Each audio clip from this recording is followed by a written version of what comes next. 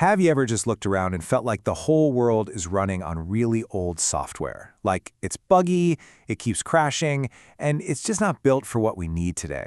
Well, that's exactly what we're diving into. This idea that humanity's core operating system needs a massive upgrade. We're going to look at the journey from an OS built for pure survival to one built for what comes next, planetary symbiosis. And this, right here, is the central paradox of our time.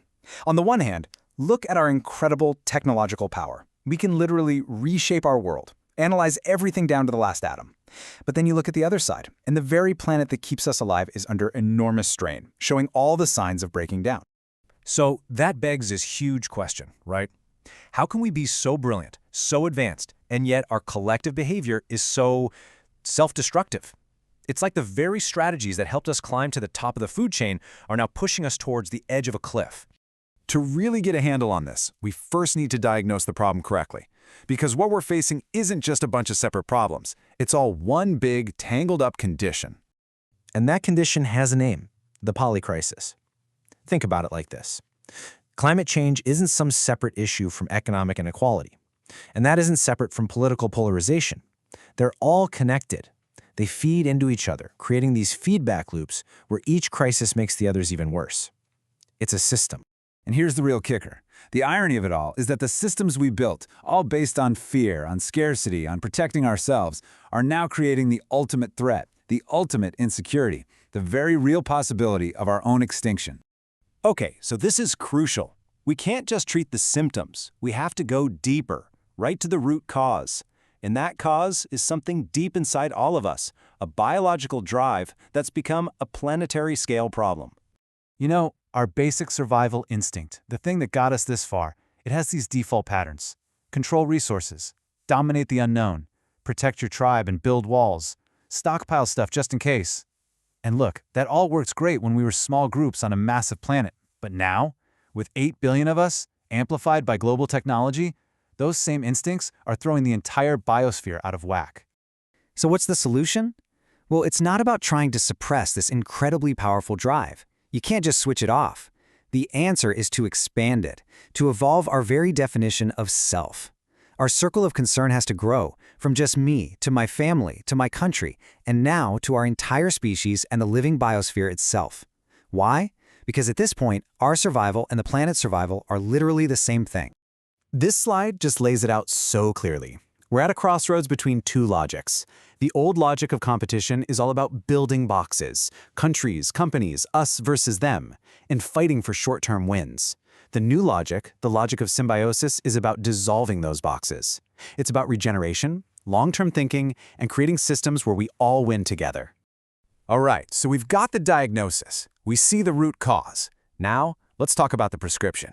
Because this requires a totally new paradigm, a new way of seeing everything. And at its absolute core, this is about shifting our operating system from one that runs on fear to one that runs on connection. You could even call it love. It's about a profound shift from seeing the Earth as a pile of resources to be exploited to seeing it as a single living system that we are an integral part of. And the ultimate goal here is something called planetary symbiosis. This is a future where our civilization, our cities, our economies, our technology isn't at war with nature anymore. Instead, it's designed to work in harmony with it, restoring balance and actually helping all life to thrive. Now, a new paradigm sounds wonderful, right? But big ideas are one thing. To actually make it happen, you need new tools. You need real, practical infrastructure to support this new way of being. And this is where a project called Phoenix comes into the picture. But it's so important to understand what this is and what it isn't. It's not just another app or a fancy new tech platform. Think of it more like a digital ecosystem, a planetary collaboration commons that's been designed from the ground up to help us evolve together.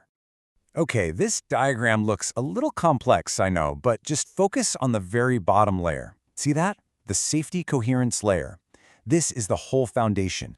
It's designed specifically to deal with the deep-seated fear and distrust that drives all our destructive behavior. The core idea is that you have to create psychological safety first. You have to build trust before any real, meaningful collaboration can even begin. So this is how it actually works. The system itself is designed to act like a filter, to literally transform our unhealthy patterns. So instead of getting stuck in endless blame games, the platform gently guides us into learning cycles. Instead of just reacting and polarizing, it creates space for us to actually make sense of things together.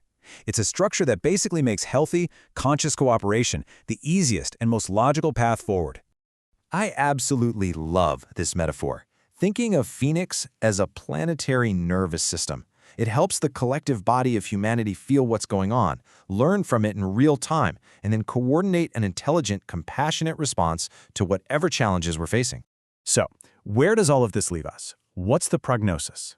Well, we are standing at a profound fork in the road. We're facing a choice that is going to define the entire future of our species. And a really powerful way to understand this moment is to think of humanity as a caterpillar inside a chrysalis. To the caterpillar, it feels like the end of the world. Everything it knows is dissolving into goo. It feels like chaos, like total collapse. But that breakdown is absolutely necessary for something completely new and beautiful, the butterfly, to emerge. Collapse and transformation are happening at the very same time. And this quote right here brings it all home. This is the whole ballgame. Can we consciously evolve our most fundamental instinct? Can we transform that raw, ancient drive for individual survival into a mature, wise sense of responsibility for the entire planet? This is our great evolutionary test.